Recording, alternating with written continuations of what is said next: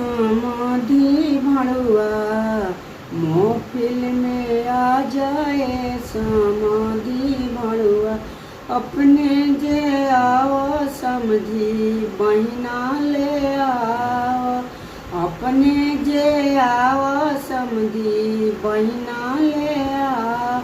मेहरी के महफिल में नाचाओ हे समाधि भणुआ। फैशन में आओ तू समाधि भणुआ। अपने जे आओ समझी बहिना ले आओ। ओए अपने जे आजा समझी भणुआ बहिना ले आओ। मौगी के महफिल में नाचाओ हे समाधि भणुआ।